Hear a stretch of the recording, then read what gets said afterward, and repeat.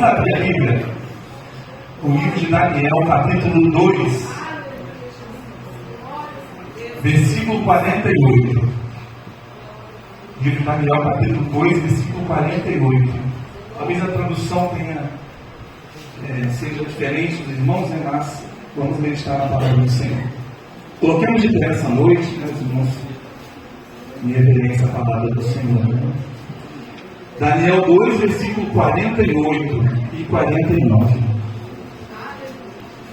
Assim o rei colocou Daniel num alto cargo e o cobriu de presentes. Ele o designou governante de toda a província da Babilônia e o encarregou de todos os sábios da província. Além disso, a pedido de Daniel, o rei nomeou Sadraque, Mesaque e Abednego administradores da província da Babilônia, enquanto o próprio Daniel permanecia na corte do rei. Os irmãos podem sentar? Às vezes a gente ouve muito falar na história de José, que ele foi governador do Egito. Mas Daniel também foi nomeado governador de toda a província da Babilônia. Você já parou para pensar na grandiosidade do nosso Deus? Esses dias eu estava eu fui a Angra dos Reis, estava deitado na areia da praia, comecei a olhar para o céu, vi as nuvens, a imensidão. Eu fiquei pensando como um Deus tão grande, que criou todo o universo, Ele também tem interesse, Ele se importa em ter comunhão comigo e com você, né? Ele quer ser o nosso amigo, o nosso Pai. Precisamos ter em nosso coração o desejo de estar com Ele, desejar ter comunhão e amar o Senhor.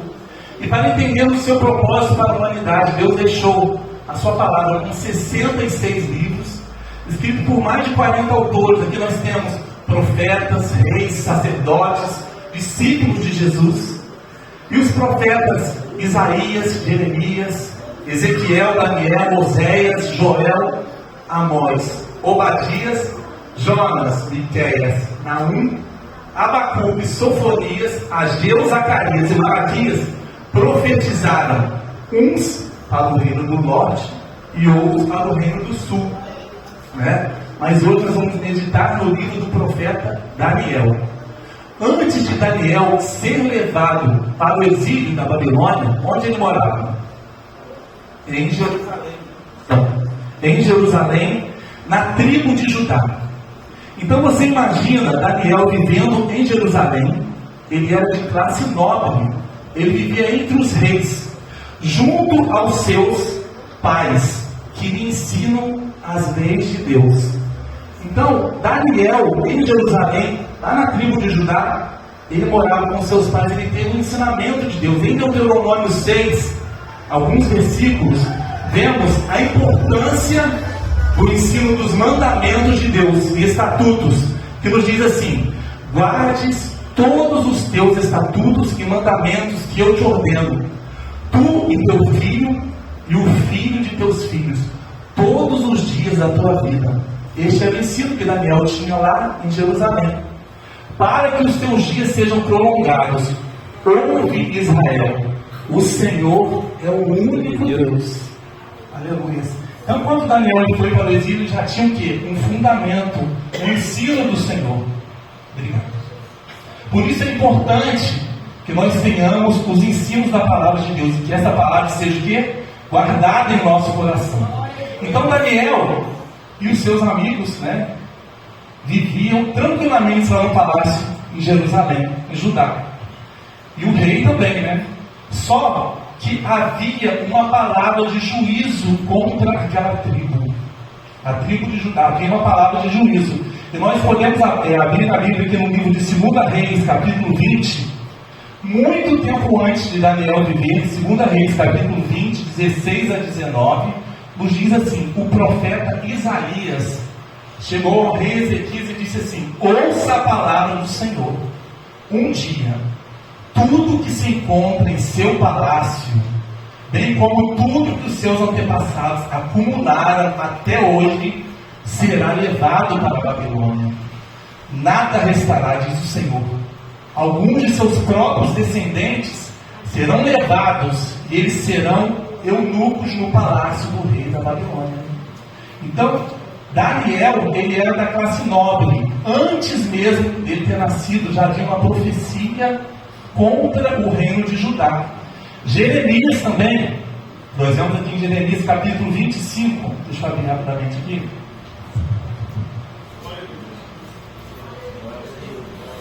Aleluia. Jeremias 25 nos diz assim, versículo 1 e versículo 11. Esse aqui, Daniel já estava morando lá no palácio.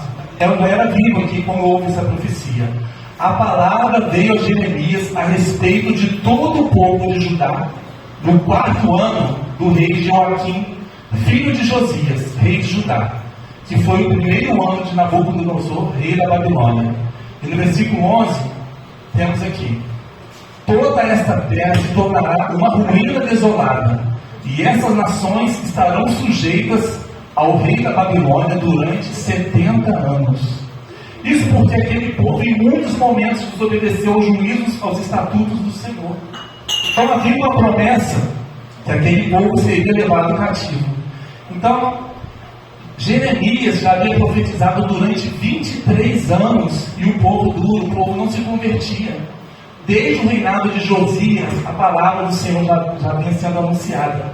Quando Joaquim, filho de Josias, Jeremias chegou para ele e falou assim: olha, vocês serão levados cativos.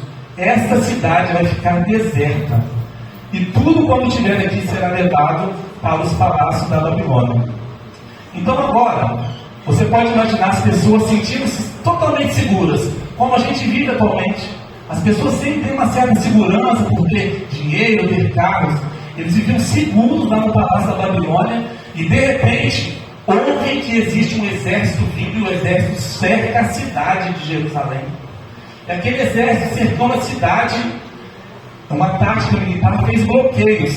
Não entrava e nem saía, pessoas e nem mantimentos. Então, aquele povo, o exército de Nabucodonosor, invadiu Jerusalém. E houve 3 fases que Nabucodonosor invadiu Jerusalém. Na primeira fase, ele levou Daniel, Joaquim, alguns utensílios do templo e alguns nobres da corte.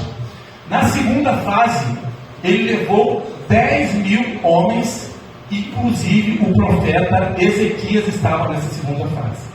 E na terceira fase, ele invadiu totalmente Jerusalém, destruiu o templo, queimou o templo, quebrou o templo em pedaços, e a cidade ficou deserta. Então, assim, alguns profetas, eles viveram ao mesmo tempo. Às vezes a gente lê a Bíblia como se fosse esse passado, mas profetas viveram ao mesmo tempo. Ezequiel, por exemplo, viveu no mesmo tempo de Daniel.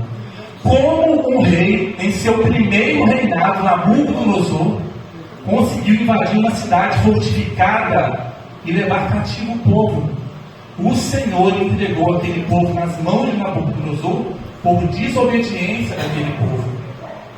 Notamos que durante a existência de Israel, por diversas vezes, Deus emitiu o seu juízo e o povo não se arrependia. Então lá vai Daniel e uma primeira leva do povo e os utensílios da casa de Deus. Ele não sabia o que aconteceria com ele. Ele poderia ser escravo. E Daniel, quando eu vi esses adolescentes aqui, ó, João Lucas, os outros adolescentes, tinha a idade deles, irmãos. Eram adolescentes. E Daniel, quando ele foi para a Babilônia, ele ficou até a idade adulto, até idoso na Babilônia. Ele foi levado jovem ainda, adolescente. Mas ele tinha que a palavra do Senhor em seu coração. Aleluia, porque ele foi ensinado antes a palavra do Senhor. Agora voltemos ao contexto bíblico. É importante sabermos o contexto histórico, porque Deus é o Senhor que controla o futuro da humanidade, os governos, e Ele sabe o futuro da igreja.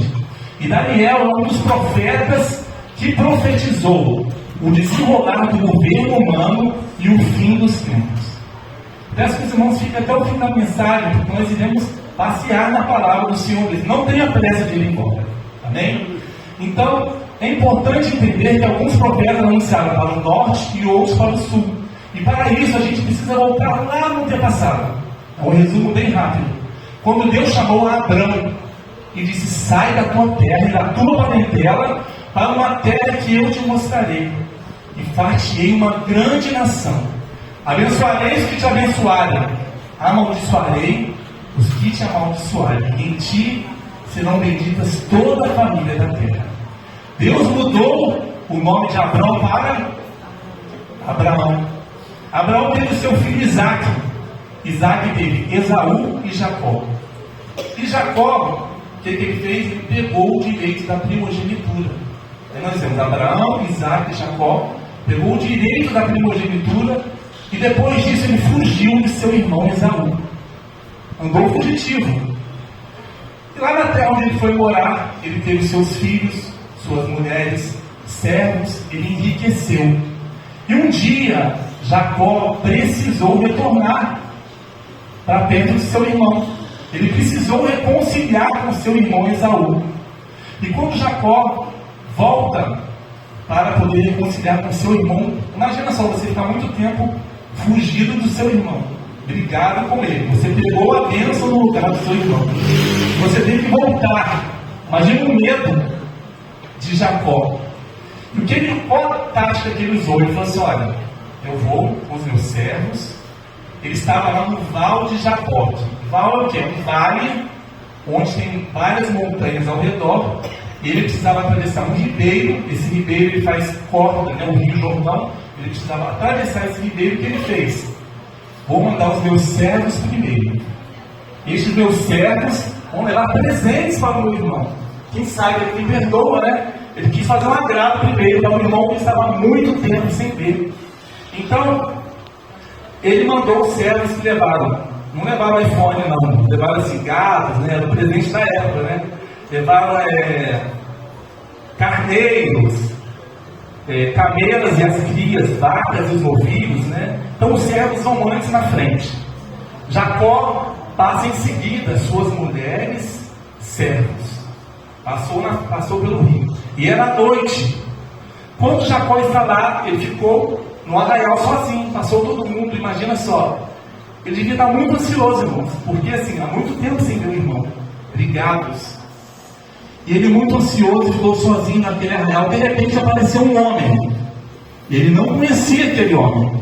Ele começou a lutar desesperadamente com aquele homem, sem saber que era o anjo do Senhor. E ele lutou a noite toda. Imagina só, você pegar do anoitecer até o amanhecer. Lutou a noite toda com aquele homem. E aquele homem amanheceu, começou a amanhecer o raio do sol despontando. E aquele homem disse: deixa-me ir. Ele falou: não vou te deixar ir se você não me abençoar. Agarrou mesmo o homem: se você não me abençoar, não te deixarei ir. Deixa-me ir, porque a alva já subiu. Ele falou: não te deixarei se você não me abençoar. Então, o que acontece? Aquele homem tocou na junta, na coxa de Jacó. Ele começou a manquejar. E o homem disse assim: qual o teu nome? Jacó disse: Jacó. Você não se chamará mais Jacó, mas Israel. Aí começamos a tribo de Israel. Israel, porque como um príncipe você lutou com Deus e prevaleceu. Irmãos, às vezes nós precisamos insistir com Deus em oração. Eu não sei qual a luta que você passa, às vezes nós precisamos insistir. Batei e abri-se-vos, buscai e achareis. Está escrito na palavra do Senhor. Então Jacó, de enganador, passou a ser chamado um príncipe que lutou com Deus. Olha só. E Jacó disse assim: qual o seu nome? Perguntou para o anjo. Por que você pergunta o meu nome? E o anjo desapareceu. E naquele momento, Jacó, aquele vale se chamava o quê? Jaboque, Val de Jaboque. E Jacó disse assim: não se chamará mais Jaboque, mas Peniel, porque eu vi o rosto de Deus, e a minha alma foi liberta. Aleluia. Então todo aquele medo que Jacó sentia, naquele momento que ele teve encontro com Deus, sua alma foi liberta, ele foi liberto. E Jacó não se chamava mais Jacó, mas Israel. E dos filhos de Jacó nasceram o quê? 12 tribos. As 12 tribos, irmãos, tem um texto que talvez a gente passe despercebido. Quando Jacó desceu para o Egito, que José morava lá, né? Os irmãos sabem dessa história. José ficou muito tempo E Jacó imaginava que José tinha morrido. Então Jacó, já no Egito, desceu com toda a sua família. Quando Jacó estava quase à morte, ele chamou José para abençoá-lo. E falou assim: José, traga-me os seus 2 filhos, Efraim e Manassés. Está vendo esses 2 filhos seus aqui? Eles não serão seus filhos, serão meus filhos. Então, por isso, Efraim e Manassés entram nas 12 tribos de Israel. Não entra José, entram os seus filhos. Das 12 tribos de Israel, Rúben, Simeão, Levi, Judá, no finalzinho entra lá, Efraim, Manassés e Benjamim, que foi o último filho de José. Então, essas 12 tribos formavam um reino só, na época dos reinos de Saul, Davi e Salomão. Um reino apenas. Estes reis governavam todas as 12 tribos. Após a morte de Salomão, essas 12 tribos se dividiram em 2 reinos, Reino do Norte e Reino do Sul. O Reino do Norte ficaram 10 tribos, e a capital se tornou Samaria. E o Reino do Sul, 2 tribos com a capital, Judá e Benjamim. Daí vem o nome judeus. Por que eu estou contando essa história? Porque Daniel, ele saiu dessa tribo do sul, da tribo de Judá. E quando nós falamos, Jesus é o leão da tribo de Judá, porque Jesus, ele saiu da tribo de Judá. Ele é descendente real de Davi. Os reinos do norte não são da descendência real. São da descendência que não eram da descendência de Davi. Os reis que lá reinaram. Mas os reinos do sul eram descendentes de Davi e por isso legítimos. E Jesus é o leão da tribo de Judá. Os irmãos estão entendendo a palavra do Senhor? Aleluias. Então, voltando agora. Daniel, ele foi levado cativo, ele era da tribo de Judá. Chegando lá, Nabucodonosor, olha só, irmãos, Daniel, ele falava o hebraico, foi levado para uma outra terra.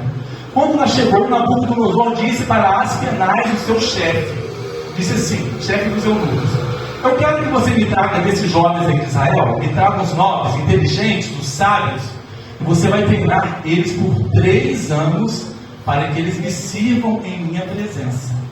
Às vezes, a gente quer algo de imediato, os jovens são assim, né? Mas eles não foram servir ao rei de imediato, eles tiveram um treinamento de 3 anos, deixa eu ver aqui, irmãos. Pelo chefe dos eunucos, né? Aspenaz. Então lá eles aprenderam um outro idioma, tanto é que o livro de Daniel é escrito parte em hebraico e parte em aramaico, que é o idioma que ele aprendeu lá na Babilônia. A Babilônia, irmãos, ela fica onde hoje é o atual Iraque. É para os irmãos se situarem. Então, eles precisavam ter boa aparência e estudar tudo. Vocês que são jovens, estão estudando na escola para no futuro, né? Vai fazer um exame posterior. Então vocês precisam realmente estudar. Propósito. Qual o propósito que Deus tem para vocês? Qual o propósito que Deus tinha na vida dos jovens Daniel, Misael, Azarias e Ananias? Então, Aspenaz, chegando lá, mudou o nome dos jovens. Daniel passou a se chamar Beltesazar. Daniel, que significava Deus é o meu juiz. Lá na Babilônia ele teve o nome de um deus pagão, Beltesazar, que o rei Bel proteja o rei. Mas esses nomes em nada influenciavam os seus propósitos que ele já tinha no coração. Azarias, Ananias, o Senhor é gracioso, passou a se chamar, a gente conhece muito o nome dele, Sadraque. Não conhecemos muito o nome dele, né? A gente não fala Sadraque, Mesaque e Abednego, mas os nomes deles eram Ananias, Misael e Azarias. Ananias, o Senhor é gracioso, passou a se chamar Sadraque, servo do Deus Lua. Misael, quem é igual a Deus? Olha que nome lindo. E passou a se chamar Mesaque, a sombra do príncipe. Tudo nome pagão, tudo nome estranho. Azarias, o Senhor ajuda, passou a se chamar Abednego, servo do Deus Nego, ou servo do Deus da sabedoria. Então o rei determina que os jovens se alimentem dos seus manjares. E aqueles alimentos eram dedicados a ídolos. Mas Daniel, ele tinha estudado com seus jovens amigos que só existe um Deus. Ele não queria se alimentar daquele alimento do rei, nem dos vinhos, né, das bebidas. Ele pediu a Aspenaz: olha, por favor, eu não quero comer esse alimento do rei.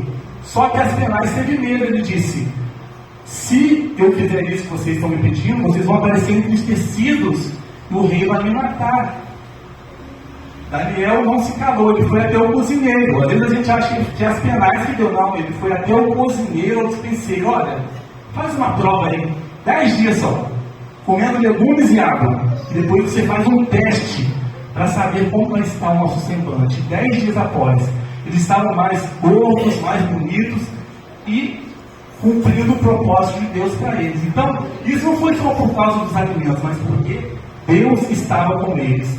Então, jovem, você não precisa do pastor, da dirigente, vigiar a tua vida. A palavra do Senhor já está no teu coração, e onde você estiver, você tem condições, a palavra do Senhor guardada no teu coração, vencer as tentações, ser luz onde você está. O mundo aí fora oferece vícios que desagradam a Deus, prejudicam o corpo. Nosso corpo é o templo do Espírito Santo. Então, temos que ter entendimento e guardar a palavra do Senhor no nosso coração para não pecar. Quando os jovens todos que estudaram, vamos dizer assim, todo mundo em formação geral, né? Lá no Palácio da Babilônia, vários jovens estavam lá. O rei falou assim: olha, já está na hora deles fazerem um teste aqui, né? Então chegaram diante do rei. Aspenaz levou todos os jovens, incluindo Daniel. Ele fez todo tipo de perguntas de sabedoria, como se fosse um vestibular para eles, entendeu? Ou seja, toda a sabedoria. E Daniel e os seus amigos foram achados mais inteligentes que todos os outros jovens. Olha só, Deus estava com eles. Só que tem um porém: somente Daniel teve um entendimento, visão e sonhos e interpretação. Os outros jovens tiveram sabedoria, mas Daniel teve o quê? Inteligência de interpretar sonhos. Na casa do Senhor, Deus distribui dons diferentes para várias pessoas, mas isso não é motivo para eu ter inveja do meu irmão que tem um dom diferente do meu. Por exemplo, Sadraque, Mesaque e Abednego foram jogados na fornalha. Daniel não viveu essa experiência, mas eles foram livres. Só que Daniel tinha um talento especial, que era o que? Interpretar sonhos com o dom de Deus. Você já se perguntou qual é o dom de Deus para a sua vida? Para descobrir qual é o talento que você pode usar à disposição do Senhor. Então, irmãos, um só é o Espírito de Deus. Ele distribui dons para vários irmãos conforme Ele quer. A obra não é nossa, a obra é do Senhor. Então, não tem por que você ficar com ciúme, com inveja do irmão. Não tem dom diferente do seu. Qual o teu dom? Qual o teu talento? Use ele à disposição do Senhor, porque você também tem um. Aleluia. Voltando à história de Daniel, depois de 3 anos, eles foram escolhidos e passariam a servir ao rei.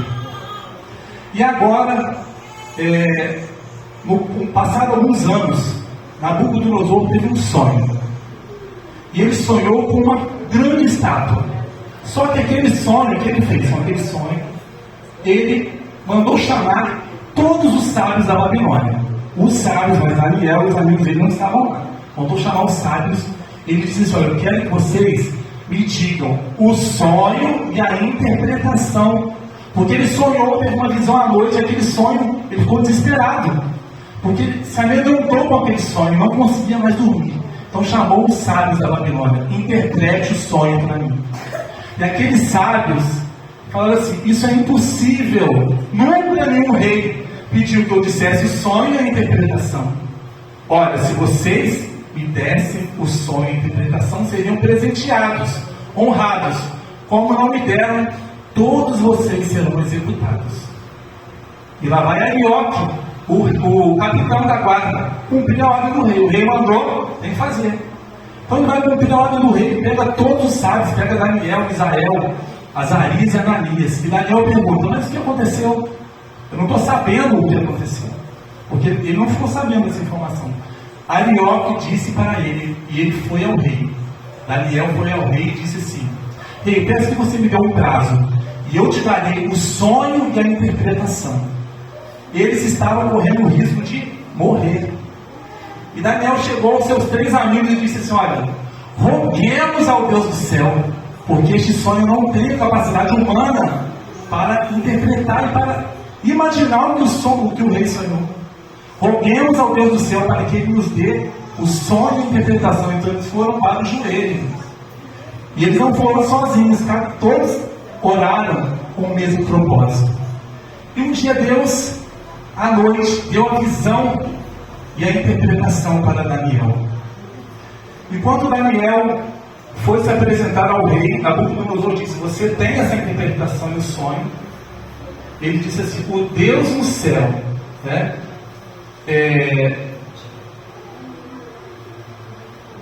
A sabedoria humana de Daniel não poderia revelar esses sonhos. Existe um Deus no céu que revela os mistérios, e ele revelou a você o que há de ser feito no fim dos dias. Então, um rei que não era de Israel, Deus mostrou para ele a visão do que aconteceria nos últimos dias. E sabe o que o rei disse? Daniel disse assim: ó rei, tu vistes uma grande estátua, vai imaginando aí. E essa estátua era terrível e esplendorosa, cabeça de ouro, peito e braços de prata, ventre de bronze, pernas de ferro, e pés, partes de barro e partes de prata. Tu, ó rei, és a cabeça de ouro. Deus deu domínio a você sobre toda a terra. O reino da Babilônia, quando Daniel fez lá, era um reino poderosíssimo. Tu és essa cabeça de ouro. Deus constituiu você como um rei sobre toda essa terra. O peito e o braço de prata revelam um outro reino que virá após você, que foi o reino Medo-Persa. 2 impérios se juntaram, venceram o império do rei da Babilônia e formaram o reino Medo-Persa, que hoje é o atual Irã e a Turquia. Então, Daniel viveu essa invasão do império Medo-Persa, que foi, a gente tem Ciro e Dario. Dario, ele era desse império persa, quando Daniel foi lançado na cova dos leões. E Ciro foi o rei que permitiu, depois de 70 anos o povo exilado, permitiu que aquele povo voltasse para Jerusalém e reconstruísse o templo. Os irmãos estão entendendo, irmãos? Aleluia, glória a Deus. E o reino de bronze, que significava o ventre, né, de bronze. A visão da estátua, o ventre e coxas, quadris de bronze, um terceiro reino se levantará após o reino de prata. E este reino foi de Alexandre, considerado Alexandre o Grande. Vocês na escola talvez estudaram sobre ele. Alexandre o Grande foi um império grego. E isso aconteceu 200 anos após a visão que Daniel teve, e o rei Nabucodonosor. 200 anos após se cumpriu o reino de bronze que Deus mostrou para o rei Nabucodonosor. Alexandre o Grande invadiu e conquistou a Pérsia, ele conquistou o Egito, e ele foi denominado Faraó. Ele construiu a cidade de Alexandria, onde tinha uma grande biblioteca, e a cultura se espalhou pelo mundo. Mas poucos anos depois, este reino também chegou ao fim. E ele morreu ainda jovem, por uma febre, uma intoxicação, não se sabe. Alguns acham que ele foi envenenado. E os generais de Alexandre o Grande dividiram o poder, e aquele poder do Império Grego também foi ao fim. E após isso, nós temos na estátua as pernas de ferro, que simbolizam o quê? O Império Romano, que se surgiu após o Império Grego. Então, nós sabemos que na época de Jesus, quem dominava Jerusalém? O Império Romano. A gente tem isso nos escritos da palavra do Senhor. Então, o Império Romano dominando Jerusalém, a gente tem Tibério César como o imperador de Roma. E esse imperador, ele tinha poder para outorgar poderes a outro. Ele passava uma procuração. E como funciona uma procuração? Quando você passa a procuração para alguém, essa pessoa é como se você estivesse lá. Você tem os mesmos poderes que aquela pessoa. Então, Tibério César, imperador de Roma, passou a procuração. para Pôncio Pilatos na Judéia e Herodes na Galileia. Quando Jesus ele foi condenado, Herodes estava lá em Jerusalém, ele era da Galileia, onde Jesus nasceu. Jesus é chamado Galileu. E Pôncio Pilatos estava na Judéia, próximo aqui a Jerusalém. Então, trouxeram Jesus para Pôncio Pilatos ser condenado. Pôncio Pilatos, querendo isentar essa mão dele, falou assim: olha, você é Galileu? Vai lá para Herodes. Quero que Herodes te condene, eu não quero te condenar, não. Então, chegando em Herodes, Herodes já tinha ouvido falar da fama de Jesus, dos milagres. E ele chegou e disse assim: se você é o Filho de Deus, faz o milagre que eu quero ver. Mas debochando de Jesus. Jesus não realizou o milagre para Herodes. E ele fez o que? Vestiu Jesus uma veste resplandecente, uma coroa de espinhos, e debochou de Jesus. Devolveu ele para Pôncio Pilatos.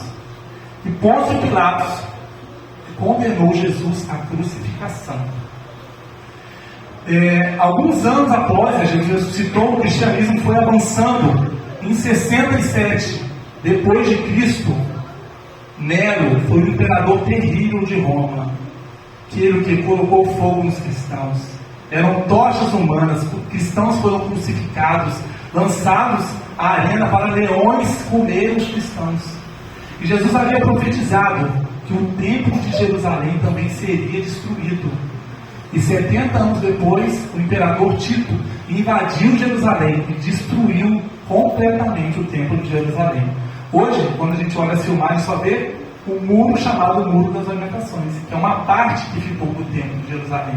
E até hoje, os judeus têm o anseio da reconstrução do templo de Jerusalém. Irmãos, a humanidade toda gira em torno de Israel. Isso que a gente tem que perceber. Porque foi uma promessa de Deus a Abraão. Até onde fica esse debate político? Israel, ali, nações que apoiam, nações que não apoiam. E somente 330 anos depois de Cristo, Constantino legalizou o cristianismo em Roma. E o Império Romano, como o ferro é forte, foi tão forte que ele durou forte por 1623 anos. Depois desse reino, a estátua, que foi a estátua? Pés de barro, parte de ferro, que simboliza reinos fortes e fracos, como nós vemos hoje. Várias nações fortes, outras nações fracas, que fazem alianças, querem uns apoiarem Israel e outros não apoiarem Israel. E Daniel viu, Nabucodonosor também, que uma grande pedra, sem mão humana, bateu nos pés da estátua. Imagina só essa cena. E de repente aqueles pés de barro e ferro se desestabilizaram e destruiu toda a estátua. Os pés de barro e ferro, as pernas de ferro, ventre de bronze, peito de prata e cabeça de ouro destruiu. O vento soprou e sumiu aqueles reinos e nunca mais se viram. E aquela pedra virou um grande monte que cobriu toda a terra. E essa pedra é Jesus Cristo. O reino de Jesus cobrirá toda a terra. E nós vemos o apóstolo João, já no Apocalipse, dizendo: e vi uma grande cidade, aleluias, glória a Deus, aleluias.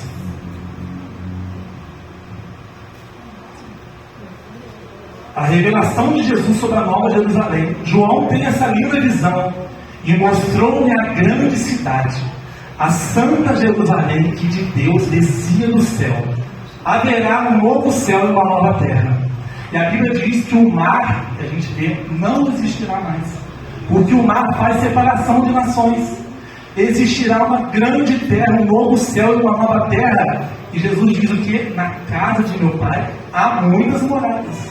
Haverá muitas moradas. A Nova Jerusalém, irmãos, dentro da palavra de Deus, ela tem um muro, e nesse muro, 3 portas de cada lado do muro. São 12 portas.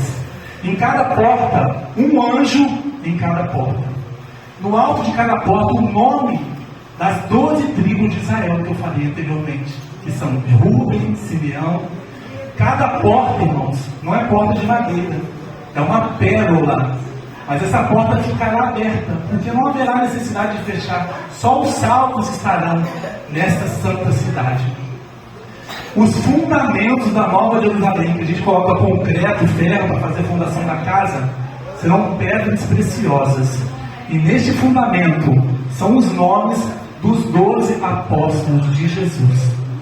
A cidade, irmãos, é uma coisa, porque assim, é interessante, porque o anjo fez questão de registrar, que João registrasse.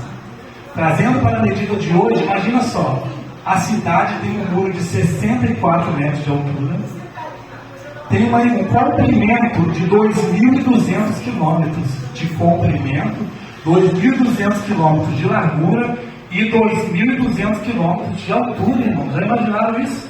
Uma cidade que você olha para o alto e você pode não ver. Uma cidade grandiosa, de ouro puro. Aleluia. E as portas dessa cidade não se fecharão. Ali não entra pecado. O trono de Deus e do Cordeiro estarão na Nova Jerusalém, o rio puro da água da vida que procede do Senhor.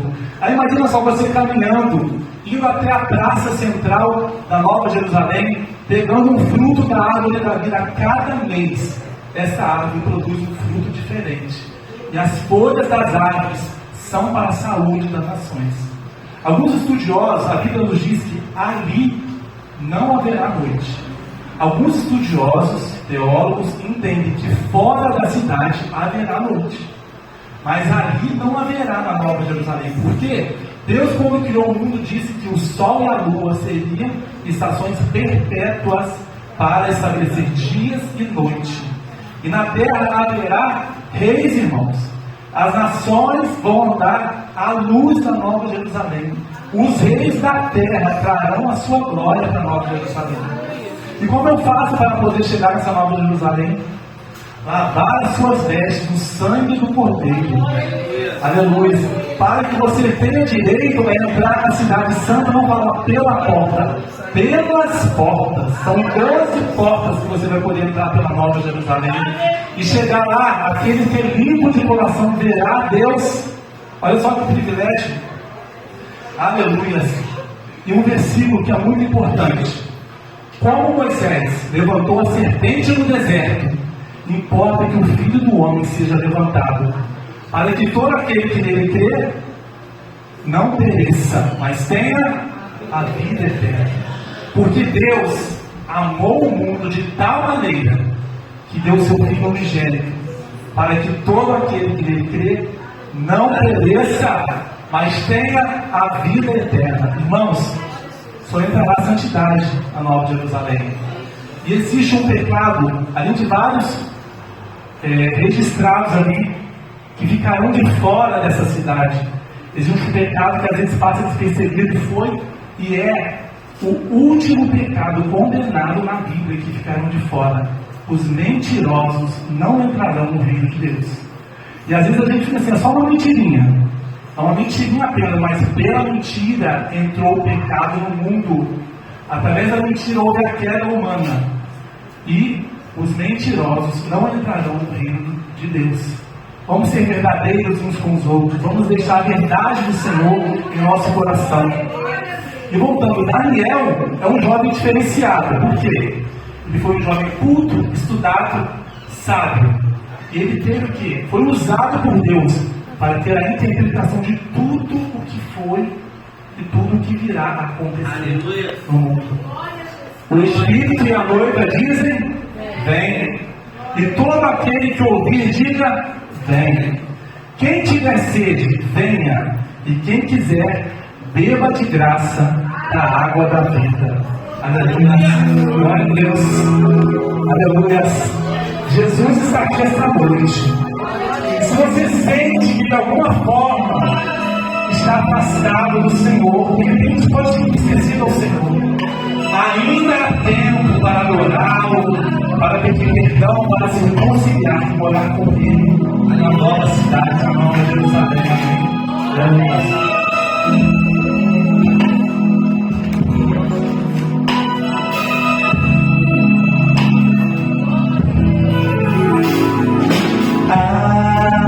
Adorar é bem mais que religião.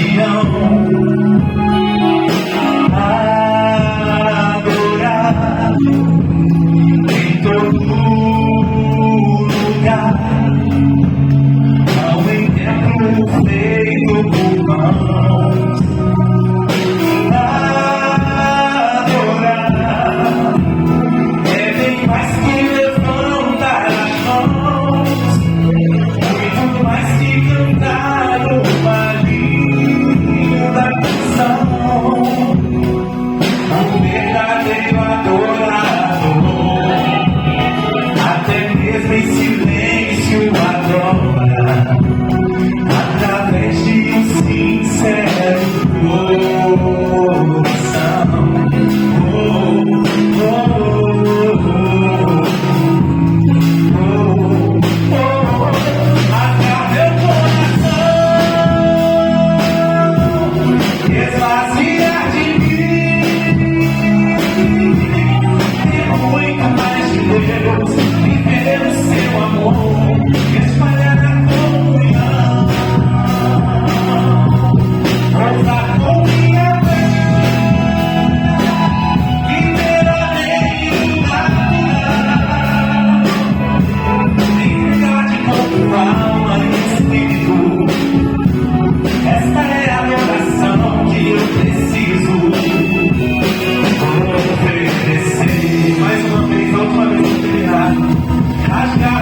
coração.